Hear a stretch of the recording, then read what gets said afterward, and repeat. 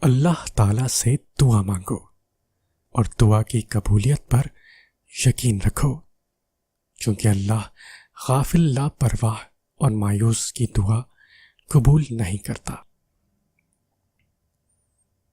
اللہ سے ہمیشہ بھلائی اور اچھے وقت کی آس رکھنی چاہیے۔ وہ اپنے بندوں کو اسی چیز سے نوازتا ہے جو وہ اللہ سے توقع کرتے ہیں۔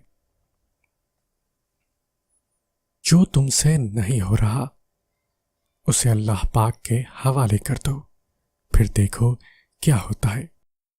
اسی کو وسیلہ بنا دے گا جو تمہاری راہ میں رکاوٹ ہے۔ صبر کرو، یقین رکھو، مایوس دل کے لیے معجزے نہیں ہوتے۔ اپنے رب پر ہمیشہ بھروسہ رکھو، کیونکہ اللہ تعالیٰ وہ نہیں دیتا جو ہمیں اچھا لگتا ہے، اللہ تعالیٰ وہ دیتا ہے جو ہمارے لیے اچھا ہوتا ہے۔ جانتے ہو یقین کیا ہے؟ جب انسان بری طرح ہار جائے اور پھر دل سے آواز آئے، کوئی بات نہیں، اللہ ہے نا۔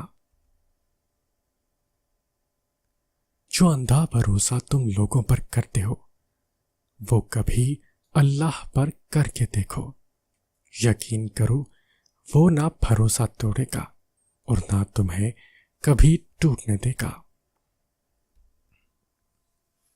آپ صلی اللہ علیہ وسلم نے فرمایا، اگر تم اللہ پر اس طرح توکل اور بھروسہ کرو جس طرح توکل کرنے کا حق ہے، تو وہ تم کو اسی طرح رزق دے گا جیسے پرندوں کو رزق دیتا ہے۔